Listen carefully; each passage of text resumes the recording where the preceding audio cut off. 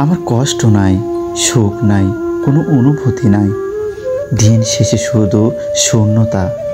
Chat লিস্টে প্রথমে থাকা মানুষটাও একসময় চলে যায় ব্লক লিস্টে। কল লিস্টে প্রথমে থাকা মানুষটাও কোনো একদিন চলে যায় ব্লক লিস্টে। 3 বেলা নিয়ম করে যে মানুষটার খোঁজ খবর নেওয়া হতো, এখন বছরের পর বছর পেরিয়ে গেলেও কখনো জানা হয় না মানুষটা কেমন আছে। দিনে 24 ঘন্টা কথা হতো যে মানুষটার সাথে, যার সাথে কথা না হলে রাতের ঘুম হতো না।